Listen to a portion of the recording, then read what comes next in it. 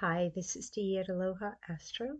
We're looking at a new moon in Leo on July 24th, 2025 at 3:11 p.m. Eastern Time. It will be occurring at 2 degrees 8 minutes of that fixed fire sign. So let's take a look at the forecast. New moon in Leo, Thursday, July 24th, activates heart awareness and offers an opportunity for transformation and healing in whatever areas of your life are highlighted by a T-square aspect pattern involving the conjunction of the moon and sun in the fixed fire sign of Leo, Pluto retrograde in the fixed air sign of Aquarius, and Chiron in the cardinal fire sign of Aries. It will take courage to face what you fear or have suppressed, as well as a commitment to honoring your divinity and creative power to maximize the radical life-changing potential of this new moon. Mercury retrograde in Leo, sesqui-square to Saturn conjunct Neptune, both retrograde in Aries, can help you recognize not only what is holding you back, but what can guide you toward aligning with your intuition and the authentic truth of who you are. Saturn and Neptune are squaring both Venus in Gemini and Jupiter in Cancer, indicating that the attention or validation you receive from others will not satisfy you fully if you don't already love yourself or are happy as you are, with or without the approval or acceptance of another individual or a group. Yet this new moon presents the paradox of wanting to belong and be recognized as a vital contributing part of something bigger.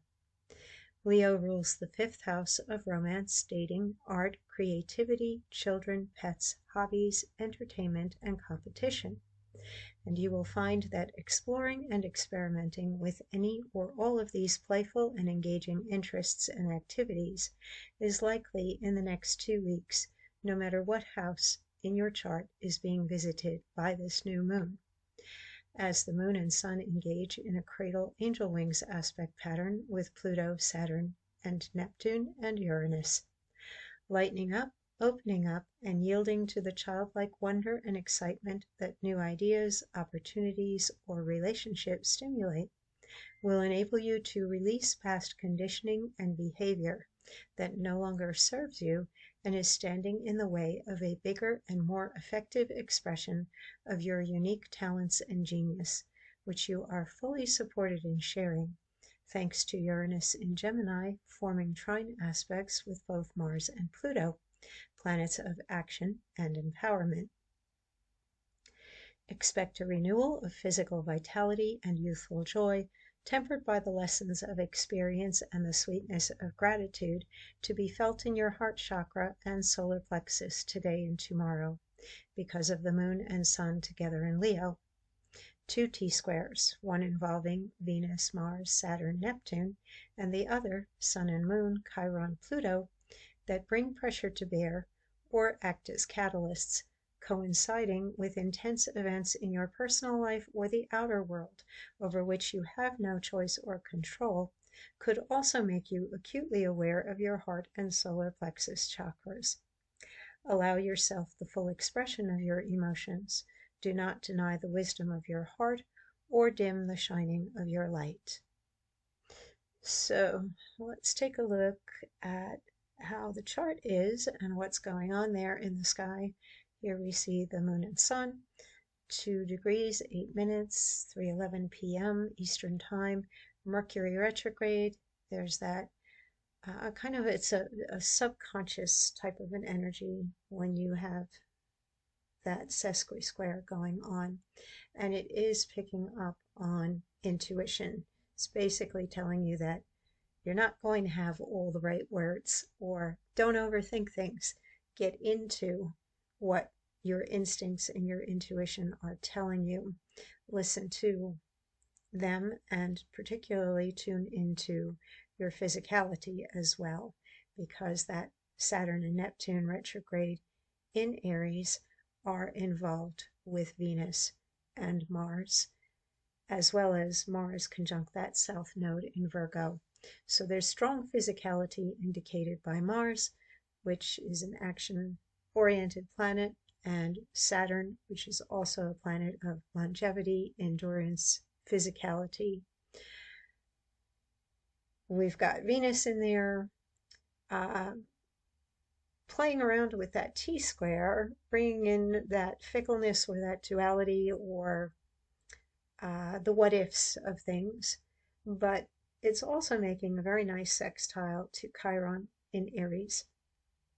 Basically, you're going to gravitate toward things that feel better than not. And if anything gives you even the slightest hint of feeling better, that's what you're going to aim for. And that's a good thing. Then we've got a very well aspected planet of change.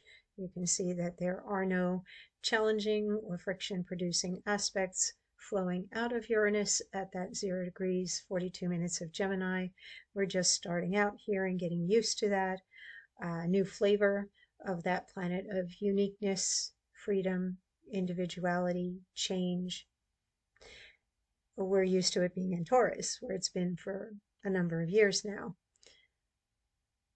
Enjoy it. You know, it always brings a quickening when a planet enters a new sign and we're adjusting to that new energy. And this is a very imaginative, creative, social, and communicative sign that seeks out companionship on a fairly equal level. It's kind of like common man, brotherly, sisterly energy behind Gemini. And Gemini is ruled by Mercury. And we also have Virgo ruled by Mercury. So we have strong mercurial overtones going on in the chart, particularly in this T-square. Again, don't overthink things. Keep your mind open.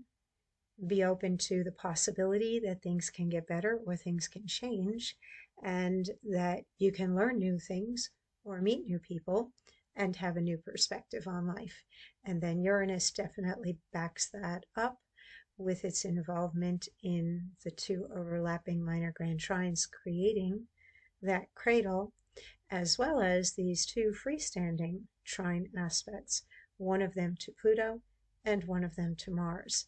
This puts a lot of drive behind the new moon, which always is looking toward new things, as well as simply being bored, being restless, ready to let go of the old, anything that does not work anymore or feels burdensome. Uranus is also the ruler of Aquarius, where we find that planet of power, control, crisis, upheaval, transformation, and intensification hanging out there in Aquarius. So the vibe is saying it's going to be rehabilitating for you to let go of older stuff or fix it, change it, move on to something new or different. Staying stuck or stagnant is not going to be good or healthy for you. And even though it might feel temporarily safe or comfortable, especially if you're worrying that you're not prepared or you're not going to measure up in some way to expectations, well, that's ridiculous thinking, basically. You have to put things in motion and then catch up with the flow and follow through on things. That T-square with Chiron, the moon and the sun, and Pluto can actually be detrimental if you sit still. More likely to get further stuck in something and kind of miss the wave of change and opportunity that is in place right now. The 2 benefics, well, they are in square aspects here to these 2 heavier weight planets. That always does kind of soften the roughness of a harsh square to planets that are more serious or somber, and it lightens it up a little bit. The key thing here, as I mentioned in the forecast, is you have to be okay with yourself and what you like and who you are, just as you are now, even if you are wanting to change things or get better at something. and you cannot be entirely dependent upon somebody else providing constant feedback for you or telling you you're great. If you're not feeling great, what good does that do?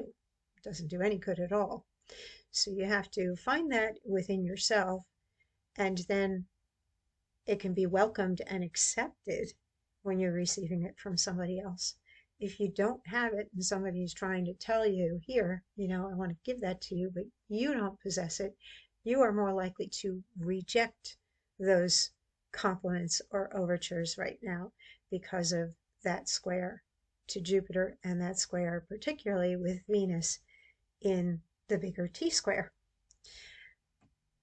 Um, Especially if you're thinking about something like perfection, or if you're feeling like there are expectations externally or within yourself to measure up to. Just pack that up in a little box and leave it up on a high shelf in your closet and forget about it for a little bit. Step into that regal energy of Leo, open up your heart, and grow, create. Go take a class, go join a group activity, go out there and do the things that you wanted to do as a child that people said, oh, you can't do that. I find a lot of people have extremely artistic charts, and we're not encouraged as children to be artists.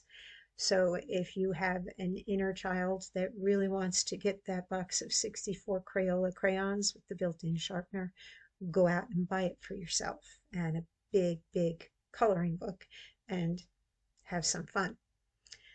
So let's take a look at the Sabian symbol.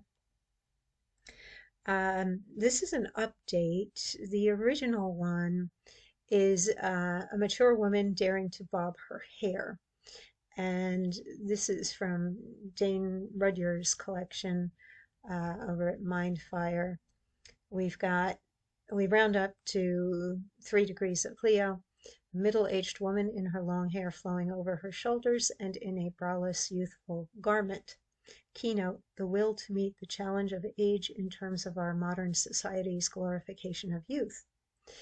While the original reading of the symbol over 50 years ago spoke of the mature woman having dared to bob her hair, today a similar kind of rebellion against aging and the customs of late middle age would manifest itself in different ways. The meaning of the symbol can be extended to any desire an individual woman would have to claim her right to experiences of youth which may have been denied to her, especially when, according to the fashion of the day, such experiences are considered highly valuable. This third stage symbol implies a reorientation of one's ideal of action in relation to the collective mentality of the social environment, more particularly a refusal by the individualized consciousness to be bound by biological or social standards. The key word, independence. We definitely have themes going on with youth and the wisdom of age, or returning to more youthful ideas or energy with Mercury retrograde in Leo close by to that new moon. But it is the opposition to Pluto in Aquarius where the collective of society and the rules of society are coming into play, and how they affect you personally comes through the T-square with Chiron in Aries. And some people at this new moon may particularly get a really strong push to basically reject the rules of society which they have been adhering to for a very long time, especially if they feel like death is literally walking alongside them.